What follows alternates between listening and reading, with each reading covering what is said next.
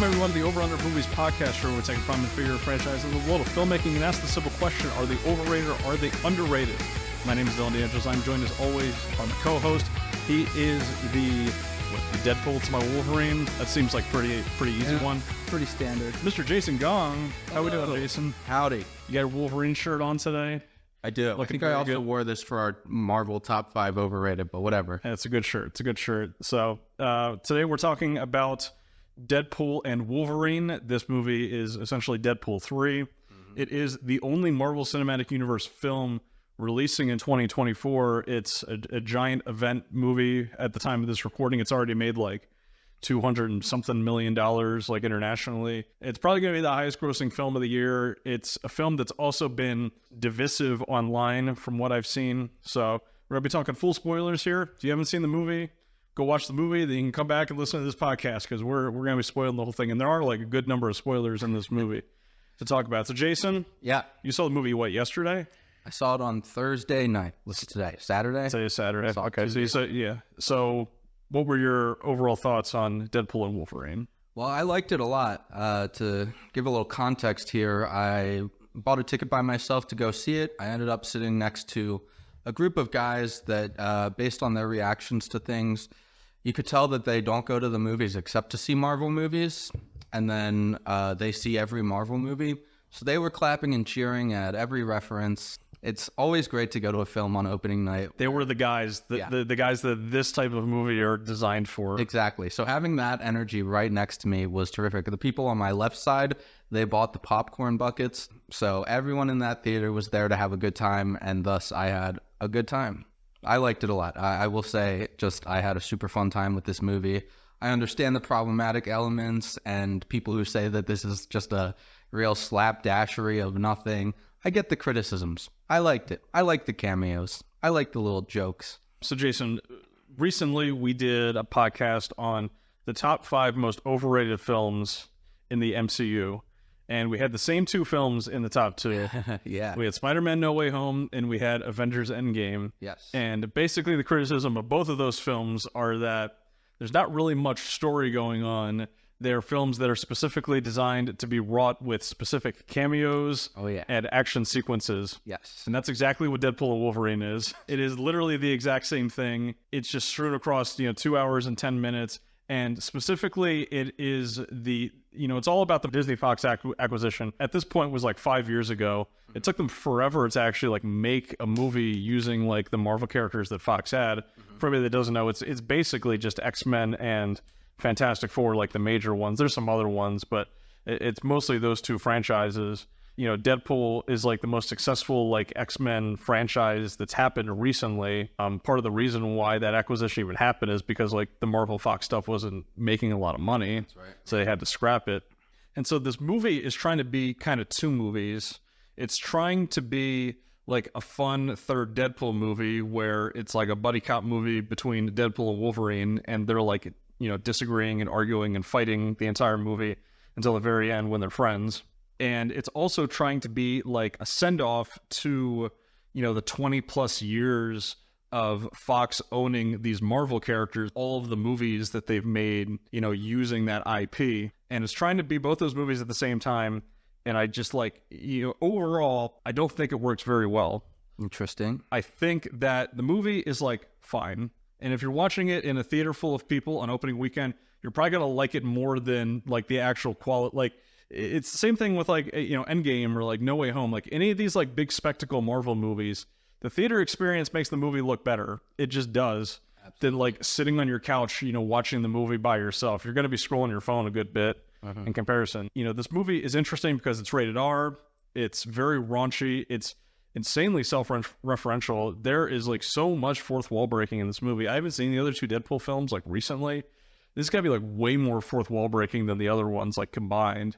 It's just so much, and it's constant, the jokes and the quips and like the references to like really fucking obscure shit that there's no way like maybe the guys like sitting next to you like they got every single reference and joke sure in the movie. Like you know, when they mention that, like, you know, when they say to Jennifer Gardner, I'm sorry that Daredevil died, and she goes, it's okay, because in real life Jennifer Gardner was married to Ben Affleck. You have to be pretty aware of celebrity divorces to get all the jokes in this movie. You need they to also make fun of Hugh Jackman's divorce. Yeah, they make fun of Hugh Jackman's divorce. They're just like kind of a low blow, like standing right there, and it just happened. Yeah, they were married for like a long time. Yeah.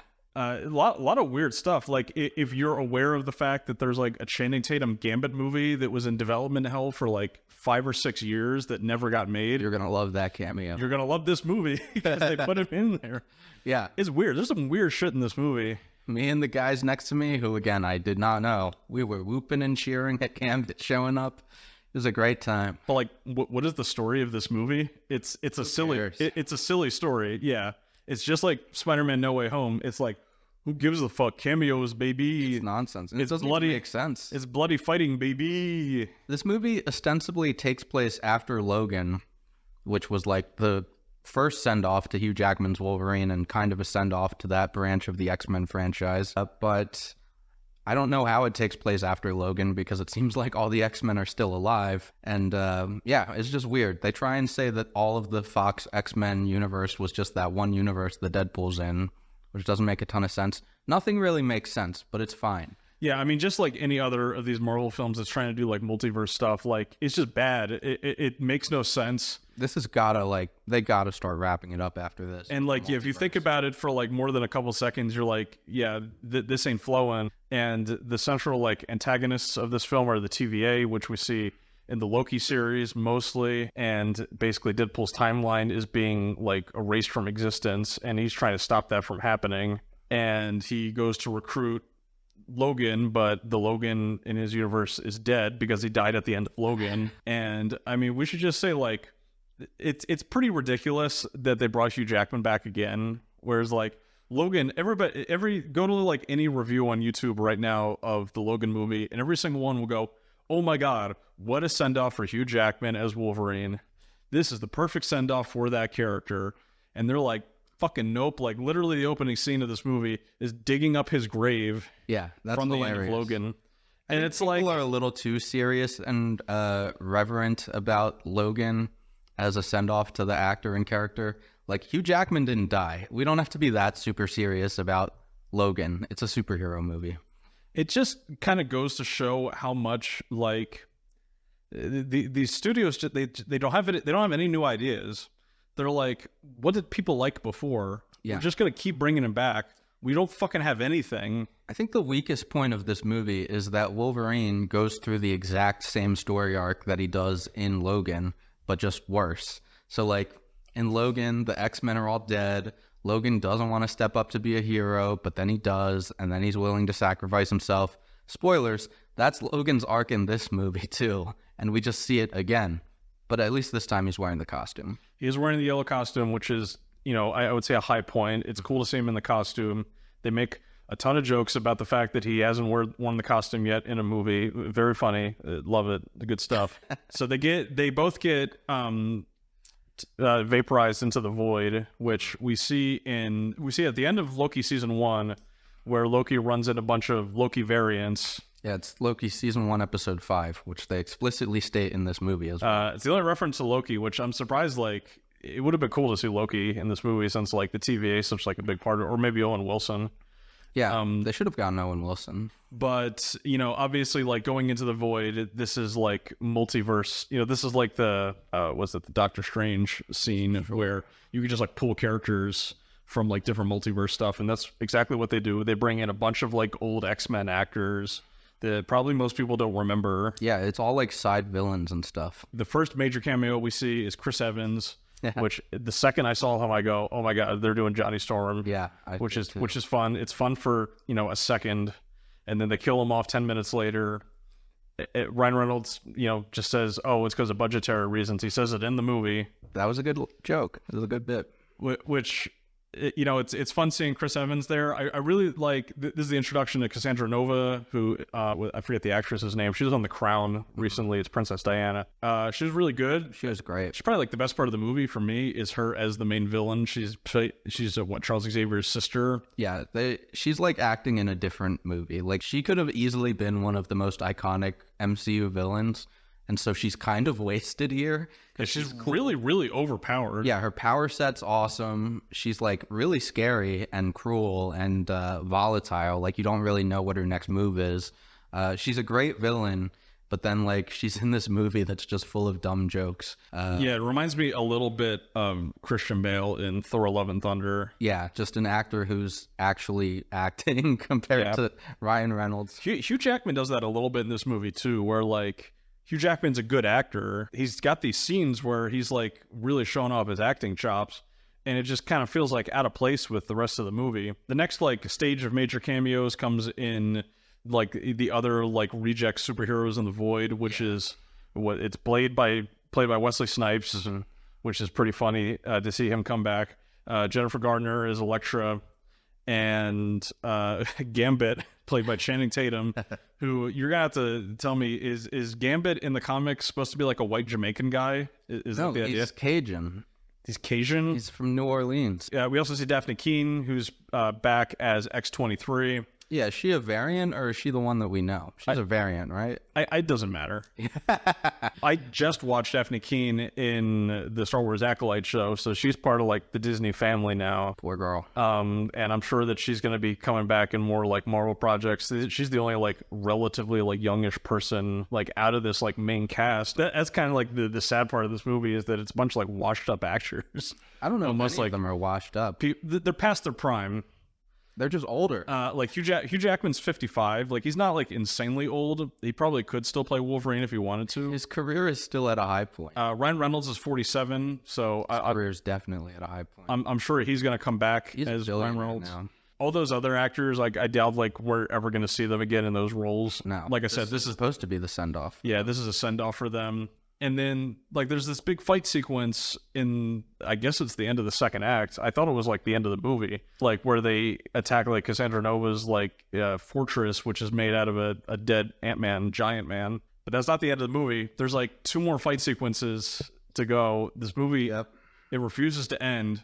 I had to look up the length. That was the first thing I did when I got home. I looked up how long is this movie. I thought it was longer. I thought it was like 2.5. It feels longer than This movie refuses to end. This is one of the shorter MCU movies in a long time. And I think it has to do with like the structure, and it just never stops. The quipping and the joking and the fighting and the fourth wall breaking, like they just never stop. Yeah, that's the thing. Like by the third act, I found Ryan Reynolds and his jokes to start getting a little bit grating.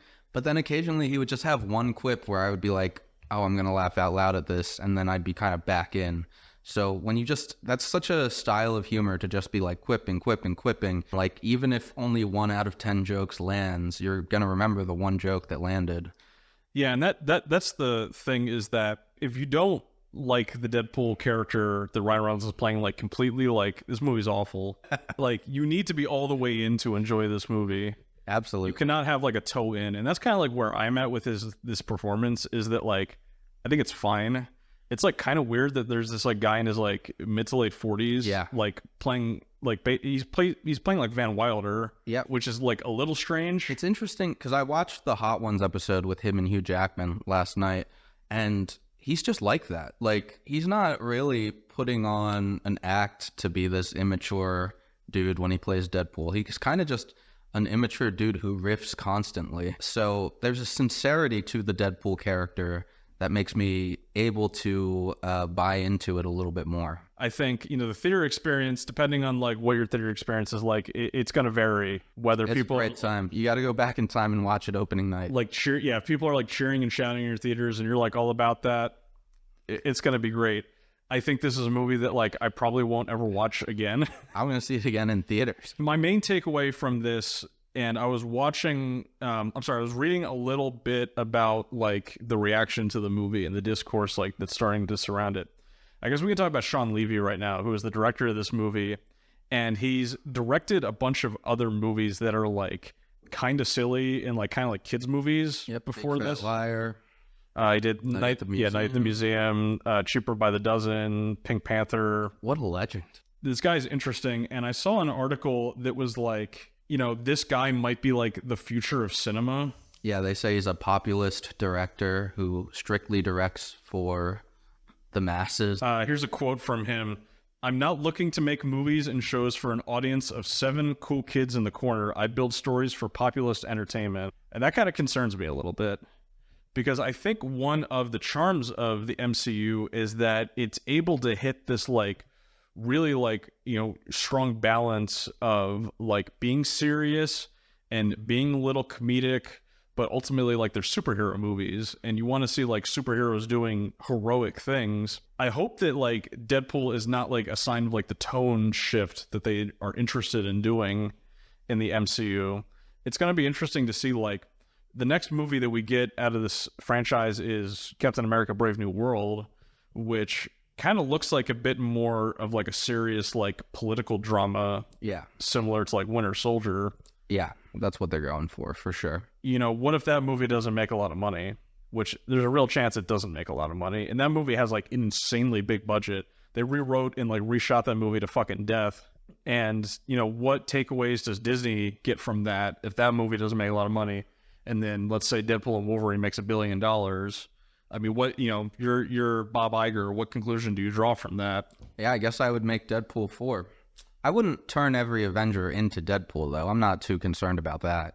Like, Deadpool has his space. Maybe they'll try and make Spider-Man's next movie a little more irreverent. Do you think Deadpool would work in a PG-13 Avengers movie? Do you think he'd fit in with those characters? Yeah, as long as he's not, like, the main focus of the story. If he's just there to make a couple of jokes every now and then, look at the camera and wink, I don't have a problem with him showing up.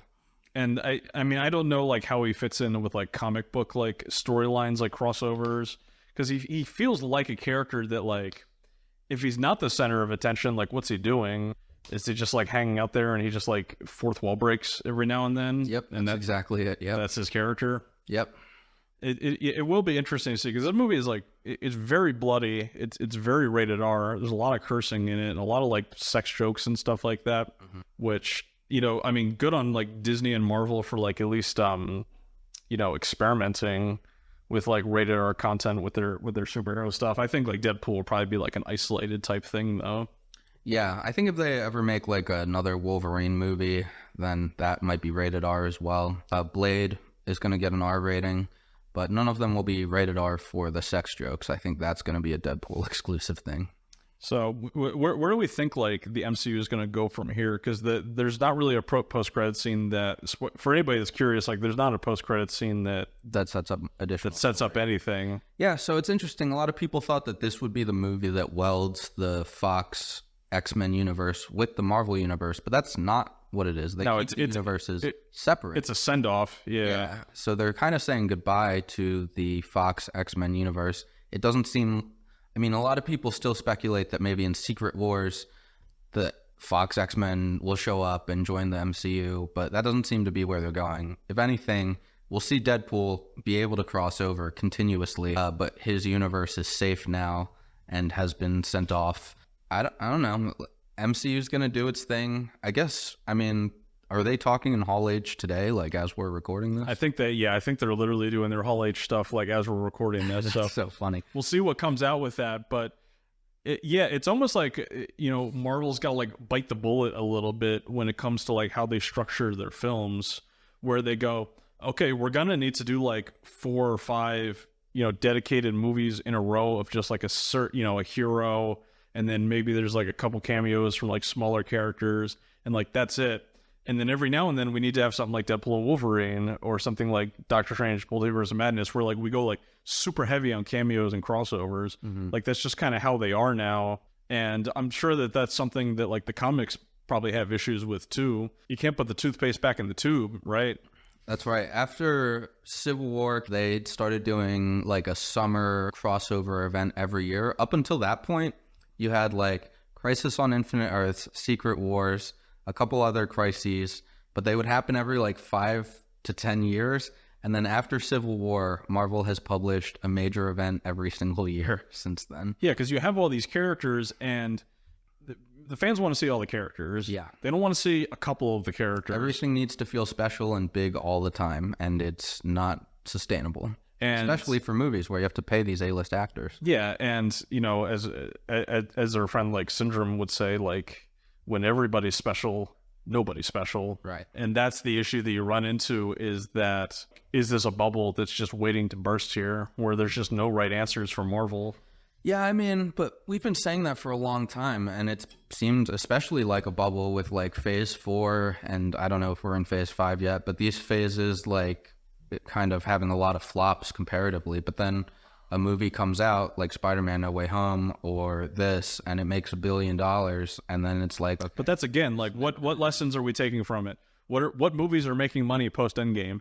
It's Spider-Man No Way Home, which is the movie that's got all the Spider-Man in it. Bad lessons for sure. It is Deadpool and Wolverine, which has all of the Fox, X-Men, and Fantastic Four characters in it. Yeah, it's possible we'll just get more and more multiverse bullshit after this. But I like to think that Kevin Feige is smart enough to know when to reel it in. Like, the failures of Phase 4 are things that you can also learn from.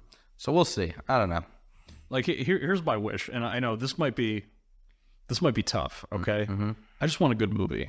You're asking a lot. What do you think? I mean, you never thought that this was going to be a good movie, right? That's the thing, is that you kind of go onto these type of movies and you go, listen, the story's not going to be good. It's not going to make sense. I just want to be entertained, though. And that's where I get worried, like, when I see quotes like from Sean Levy, where like he clearly like falls into that mold where he's like, he probably doesn't think the story matters in these movies. He's probably like aware that like we just need like references, we just need like big action sequences, we need like a lot of like pop music. There's a lot of needle drops in this movie. Like the first, like, the opening sequence is like Deadpool murdering a bunch of TVA agents with Logan's, metal skeleton to Instinct's Bye Bye Bye. And it's like Bye Bye Bye in its entirety. They play the entire song. Yeah, you think it's going to end. There's several natural ending points for that sequence, but no, they do the whole thing. And so, like, is this where they're going to go from here? It's tough to say, because, Endgame was like the send-off for Steve Rogers and Tony Stark. Mm-hmm. And like, those guys are the backbone. And so the backbone's gone. Right. So now it's like, who's leading the Avengers? Is Deadpool leading the Avengers? Deadpool is now the most famous. Spider-Man ostensibly is also the big one, but Tom Holland's not super interested, I think, in being the backbone of. Because like the beginning, there's a scene early in this movie where he's like applying for the Avengers. I guess he's applying for the Avengers at his universe. No, they show Sacred Timeline 616. So how did he get to 616? He used Cable's time machine from Deadpool 2. Okay, so he used Cable's time machine to go to 616, and then he went back to his normal timeline. Yes, and then he said he destroyed the machine. How did he find out about the Avengers? He was just hopping universes. Also, he knows these are movies. That's how he knows. Yeah, it's tricky when you have a character that knows he's in a movie. Yeah. He also doesn't call Jon Favreau like Jon Favreau. He should have done that, because Favreau is such like a big... They didn't say Kevin Feige by name, which I thought that they were going to do.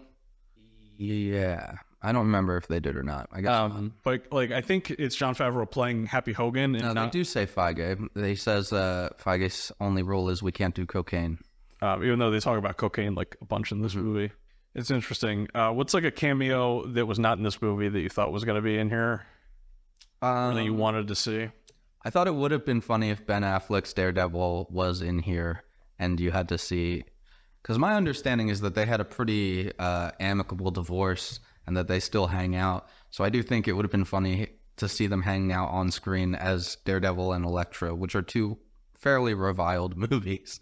So that one I thought would have been cool. It would have been kind of funny to, I don't know, kill off like Miles Teller's Reed Richards. Yeah, I thought it would have been cool if we saw both of the Johnny Storms. Yeah, I think that would have been cool. Because Michael B. Jordan was also in an MCU movie. Mm-hmm. So, and also Michael B. Jordan's like a giant actor as well. Yeah, that might have cost too much at this point. Yeah, I mean, getting Evans back is pretty funny.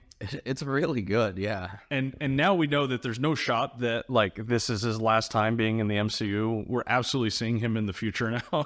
I don't think that's true, because he's been saying for years the only way I'll come back is if I play Johnny Storm again.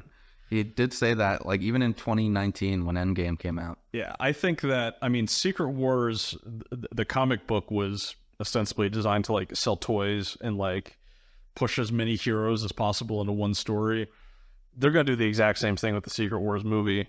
Well, I think you're mixing up Secret War with Secret Wars.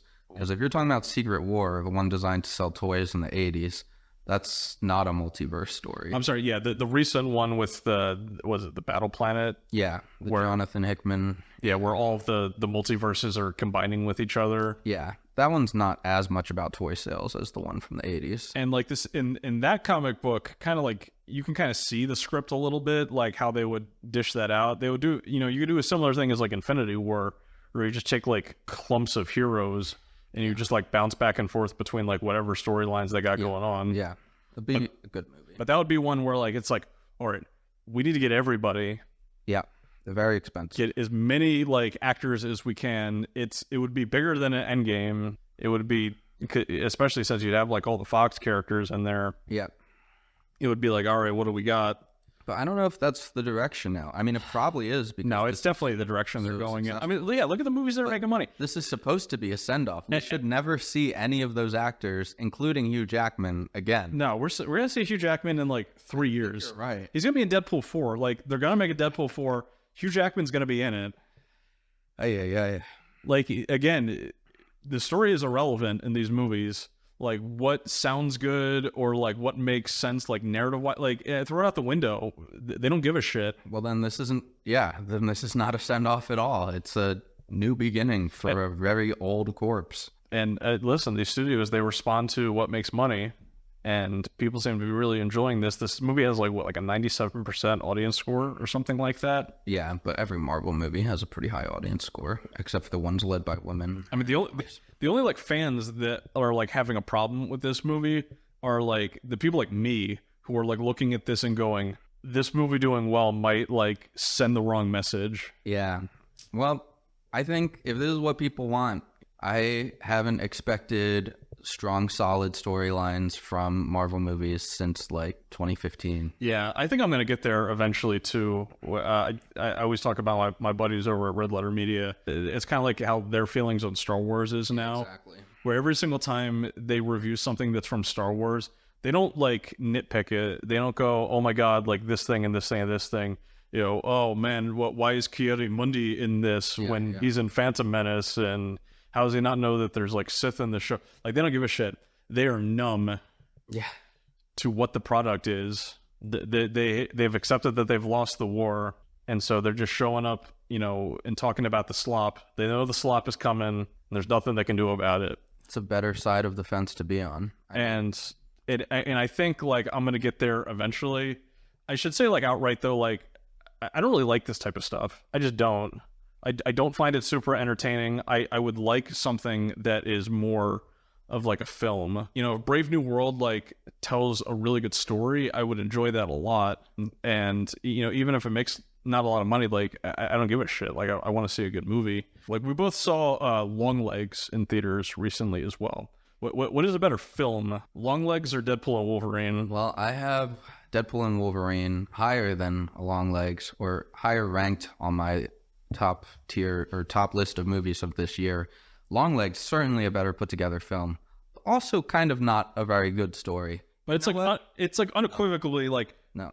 better put together. See, what you don't understand is that Channing Tatum doesn't show up as Gambit in Longlegs, and it has no shot at being a better movie. And I think this is like me coming to grips with like, these are kids movies, even though this is like a rated R movie. And so like definitely a kids movie. Kids should not be in this film, but like this is a kids movie, and it's like designed for children, and it's designed for like adults that like children things, which is fine. But I felt myself like as the movie was going on, I was like, oh no. Yeah, I guess you're right. They'll probably do more of this type of stuff, but I don't care. I guess we'll like leave this pod and we'll see like the Hall H announcements. Yeah, we'll go watch it right after. Every single one will be like some like big crossover film. Sounds terrible. Yeah, I don't know. Fantastic Four is also coming out soon. Hopefully that's a fairly self-contained story that's just good. They've got a good cast. It's gonna have Galactus in it. Yeah, it's gonna have Galactus. They're gonna do some weird stuff with that for sure. Yeah. Even though I think that takes place in like the 50s, I think, and I don't think it's the 616 timeline. It's gonna be similar to this, where they're like, okay, this is this universe. We'll bring you into our universe. I don't know. Stuff. But you're right though. They gotta cut the multiverse stuff out. Like it just ain't cutting it. Hopefully by 2028 they like wrap it up on the multiverse. Because, like, at that point, I mean, they already own Fox, and by 2028, they'll have owned Fox for many years. Like, they can just be like, okay, the X-Men are here now. The Fantastic Four are here now. Like, we could start telling stories. The problem is that, like, what, you know, once you, like, show... The end of this movie has, what, like, 30 Deadpools that they fight against, like, different variants of Deadpool? It's 100, but yeah. And that's something that, like, it always looks cool on the screen. You know, if we have 100 Iron Mans on screen, or we have 100 variants of Thor on screen, like, it's just going to look cool. It's going to look comic booky. Yeah, so how do you go back to, like, a smaller scope? You know, once you save the multiverse, why do you care about stories about saving the world? It's tough, but comic books have been able to do that fairly successfully. Yeah, that's why I'd be interested to see, like, the next Spider-Man movie. Like, I'm hoping the next Spider-Man movie is, like, more of a street-level villain that he's fighting against. It's, like, self-contained to New York. It's not an Avengers level threat. It's like a personal threat to Spider-Man. Yep, we'll see. That'd be cool. Because, yeah, it's tricky. And, like, the Avengers roster in general is really tricky because they're clearly setting up a lot of, like, younger heroes as well. So are they going to do, like, a Young Avengers movie? You know, as I'm sure, like, Daphne Keane, she's going to be in something, right? You know, they're going to put her together with what's her name? With Miss Marvel and Hawkeye. Kate Bishop. And, yeah. So they're going to do something with it. We'll see. Are you excited for Agatha, Coven of Chaos, or whatever it's called? You know, I didn't really like the trailer, but I enjoyed WandaVision quite a bit, so I'll at least check out the first episode. Yeah, because Captain America: Brave New World comes out in February, I think. Oh, so that's pretty early. Yeah, we gotta wait a while. Wait a while for that. What was your Letterboxd rating? I intentionally withheld my Letterboxd score for this. I gave it a 4. You gave it a 4. All right. I'd probably give it like a 2.5. I think like 5, like 5 to 6-ish range. I don't mind like this movie being a send off to the Fox properties. I think that's like kind of like a clever idea because yeah, it's like, you know, they show in the credits of the movie. Yeah, the beginning of the Fox.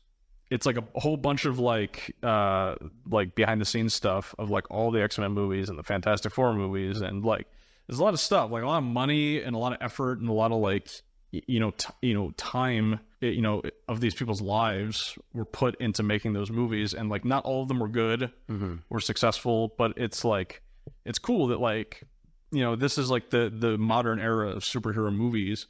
Started with those early X-Men films and this, you know, the Sam Raimi Spider-Man movies. Those are considered like the start of what like now is like the superhero era of movies. So it's interesting that like, yeah, this film is a send-off to that, and it might be like a looking glass into like what the future might hold. But yeah, we'll see.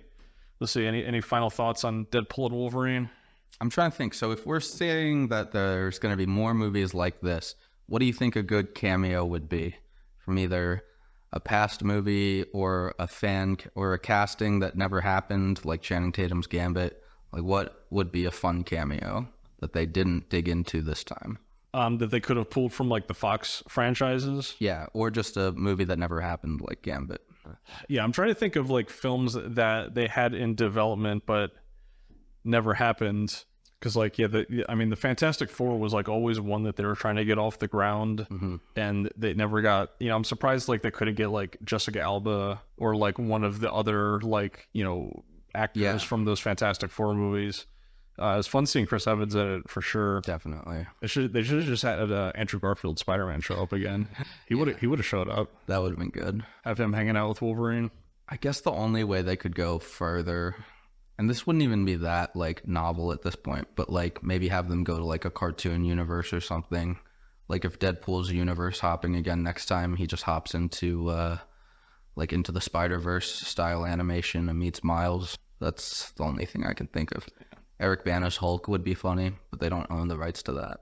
Yeah, we can't see any Hulk movies. Oh, you know what? Donald Glover was creating a Deadpool cartoon that didn't get off the ground. Be kind of funny to see Deadpool go to that universe, meet Donald Glover's Deadpool. Are you surprised that Lady Deadpool wasn't like Blake Lively or like some like celebrity actress? She was played by Blake Lively, but she just never took the mask off. Yep. Cowboy Deadpool was played by Matthew McConaughey. And so what? They just never wanted to show. You think I think those actors were in the suits. Were physically on set. I don't think Matthew McConaughey was. I think Blake Lively. They were just doing the voices. I think Blake Lively was in the suit. Yeah, it's interesting they didn't take the masks off of any of them. Yeah, I guess they knew there's a threshold of like celebrity wink wink jokes you can do. Baby Pool and Kid Pool were played by their children. There's like dog pool. This movie has a lot of dog pool in it. Dog Pool, there was a point where they kept like just showing Dog Pool, and I was like, I get it. It's like a cute, ugly dog. This is enough of this. The dog kept licking his mouth. Yeah, I'm wondering if they put like bacon grease on his face or something. No, but like dogs' mouths are like wrought with bacteria. It's like not 100% safe to just like let a dog lick your face like that. I'm sure Ryan Reynolds is fine going method for letting a dog lick. He signed off on that. Like I'm sure they cleaned the dog. Yeah. The dog, it would not stop licking his face. Yeah. It was crazy. But yeah, like overall, it's like entertaining. And again, it's the only MCU film that's coming out this year, and there's no like Star Wars film or any other like big superhero stuff. This is like the last year that this is going to happen, where there's not a lot of like big budget stuff coming out. This movie references Furiosa. Yeah, it does. It's crazy. It's weird stuff. In the next like few years, you know, we're getting the DC films. We're getting more MCU films. We're getting, you know, probably more Star Wars. We're getting the Avatar movies. You know, it's fucking coming. So yep. We'll see. We'll see what the future holds for the MCU here. That's going to be our spoilers review for Deadpool and Wolverine. Make sure you smash that subscribe button, the like, 5 stars, all that good stuff. Check us out on Spotify, Apple Pods, YouTube. Hit us up on Patreon. Send us a couple bucks a month. And yeah, we'll be getting back to overrated, underrated after this week. We're going to be doing Philadelphia native M. Night Shyamalan for a future episode. Trap is coming out next weekend, and the Trap trailer is fucking awesome. It's such a good trailer. It's a great premise, yeah. And hopefully it's good. M. Night Shyamalan, all of his movies are like, hey, that's kind of a cool premise. All right, let's give a taste of that episode. So last night we watched Lady in the Water. Do you like Deadpool and Wolverine more than Lady in the Water? Lady in the Water is awful. Yep. Okay. So that's a Lady in the Water. The more I've thought about it, the more I think that it's like a first pass of a film. Yes. But they just released it. Yes. That's what it feels like, which is not good. It makes for a bad movie. Yeah. If we don't watch more, I mean, I'm ready to just talk about Lady in the Water for 2 hours next week, but whatever. Yeah, we'll get into it. Anyway, that's going to do it for us this week, guys. We will catch you on the next episode of the Over Under Movies Podcast. We will see you at the movies. Bye.